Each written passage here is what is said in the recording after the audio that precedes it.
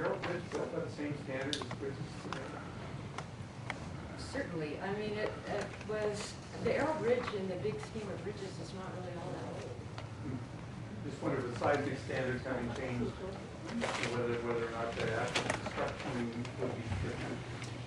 It probably would. Codes change over the years. The actual design trucks we use change over the years. So it wasn't designed to our current code, but that certainly doesn't make it substandard. So the push car, for more clarification, how does the module ascend the grade below pass? Mechanically, how does that happen? Does it get pushed or pulled, or what happens? Both. You have a full truck in front, and for the heavier loads, we'll have two push trucks going behind to push them. Two push trucks. I just can't imagine anybody pushing 600,000 pounds uphill or below pass. I'm not an engineer. No, that's fine. If we get, if you have an ask a question, if we have time, we'll catch everybody else. I'd recognize you. Do you have a time frame that you're working with for your review process on the initial permit? Do you have something that time frame that you're following, or are you just taking information as it comes in? Well, I know we've got this information meeting. Mel, what Mel said.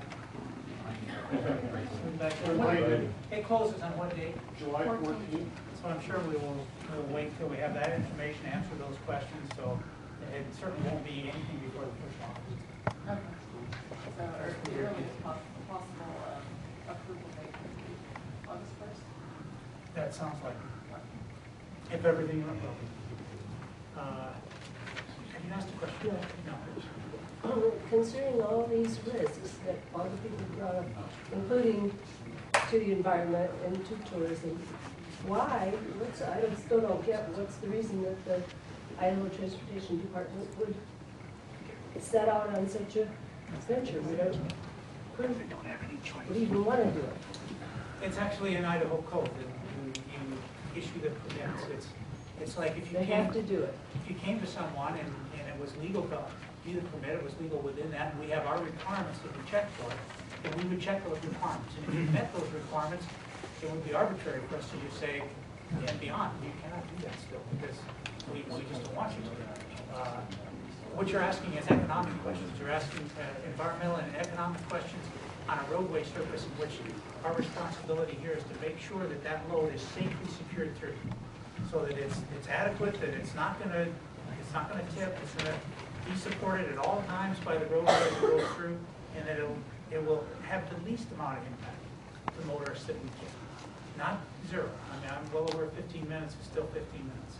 But they'll be doing it at night with the least amount of impact that they can. This gentleman back here, the picture. Yeah, it sounds like the Montana transportation folks have exercised some discretion in gathering public input. Is there something in Idaho law that prevents you from having a proper public meeting on this subject? There's nothing that says you couldn't hold a public meeting on anything at any time that you like, that I'm aware of. I mean, I'm not a lawmaker, so I certainly wouldn't, I could be off there, but I believe what he's talking about in Montana is they have specific requirements on state-funded, state-operated projects that have to have certain environmental documents done to them. And in this particular case, there is no impact in terms of the highway, in terms of widening the highway, paving any turnouts. They re-gravelled a couple of them, but none of them are made wider than they were before.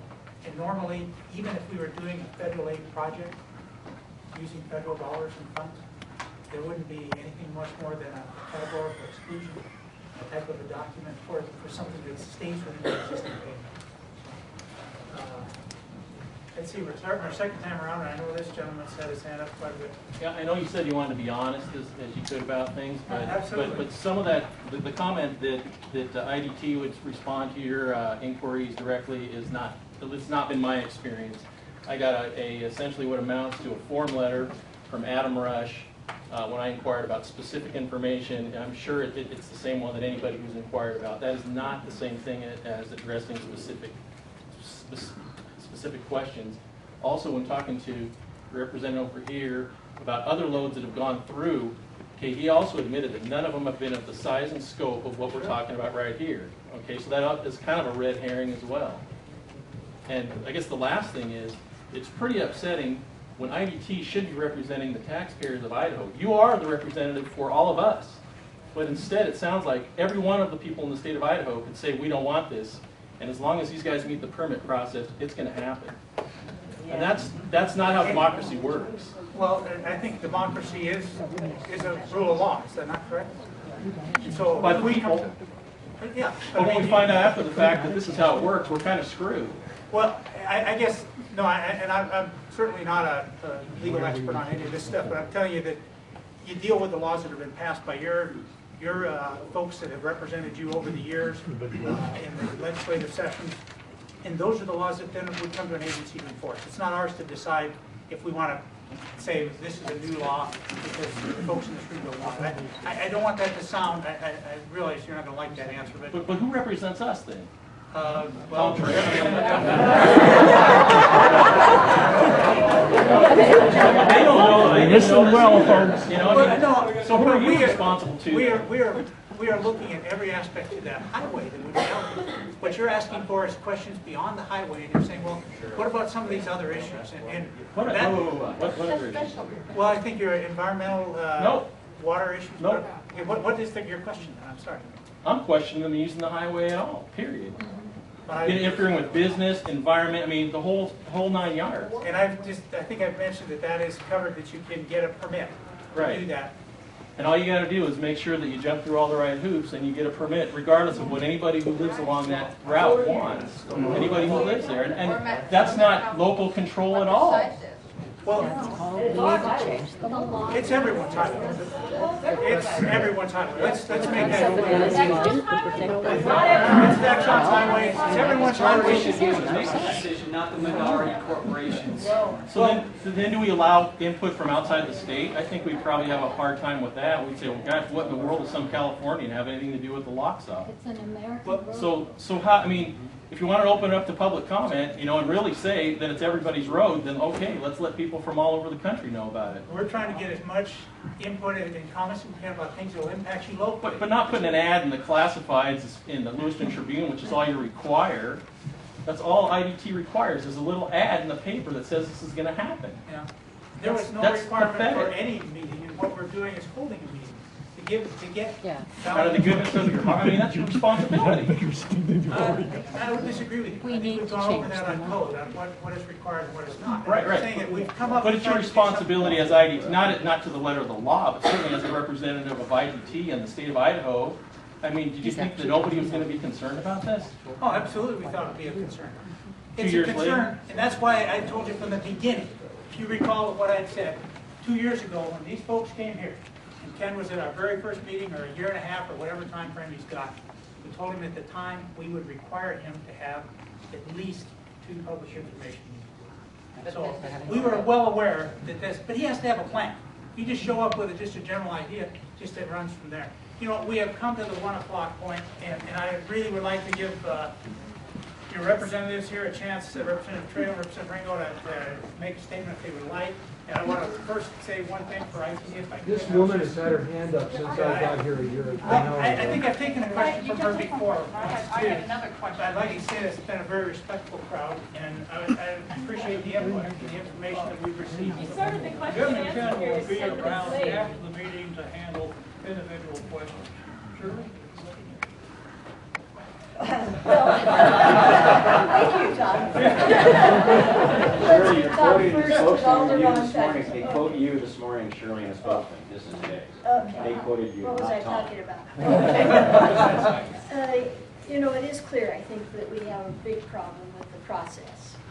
And that's really frustrating. I think that Jim is right when he says he's following code, but I think we all know that the code isn't answering the problem for us. So that's something we need to work on. And, you know, there are many things that concern me here just with respect to the whole system. And one I might mention concerning bridges and our responsibility to take care of highways statewide. We had an audit of the Department of Transportation a couple of years ago, and a criticism was that we took care of problems on an as-needed basis instead of having a system-wide procedure in place where we could take care of things as they're needed. And another concern that bubbles up in my mind as we have this discussion is that this permitting process, it seems to me, is going to put some things in line ahead of others that may have been waiting a long time for some attention. We have bridges around the state that are old and are not getting repair on a system-wide basis. And here we have this Arrow Bridge, I would guess is going to get top billing just because of the project that we have here in mind. So I certainly didn't have an awareness of our lack of process before all of this came to light. So I think I have to take some responsibility for, for what's in place. I haven't done anything about it, but now that I am more aware, I certainly will want to try to do that. And if there's a way that we can slow this down, I'd love to find it. I'm not sure what it is. Two answers that bothered me a lot today. One was, I think, with respect to people that might lose business along the way. I'm not comfortable that there's any way they're going to get addressed in a timely manner from the question we got. And the other does deal with what we would do in the case that there's a mishap on the way. I think it's a huge problem. We probably don't know how we're going to handle it. Well, thank you, Shirley. Shirley pretty well covers the same thoughts I share with her. And I do think that, Jim was quite upfront. He's following the book, the laws of the land that the legislature passed. I think it's quite evident that it came out that we have some flaws in our process. I know that both Shirley and I will be going back, from the, sort of seems to me the comment shared here is we have to go back. Let's take a look at perhaps what some other states, maybe like Montana and others, are doing so that we can make proposals that will, if passed and signed by the governor, enhance citizen input into the process like this early enough in the stage where it almost seems here that it's carte blanche into the future. And so I think you'll be seeing us working very hard on that. On the other hand, I want to thank Jim and the Idaho Transportation Department for responding to a request for an extra meeting, because we know how important Highway 12 is to the citizens of Lake Dog County. And I also want to thank Ken and his team, who were under a lot of pressure to bend their schedule a bit to come up here and with their display, with their staff, and to answer the many questions, about an hour and a half almost of Q&A, and they will be around here later, right after we finish up here, to answer individual questions. Thanks, Mayor Cheney, also for your, and your city council here to your facilities. And so I think these folks do deserve a hand. They went out of their way to come up.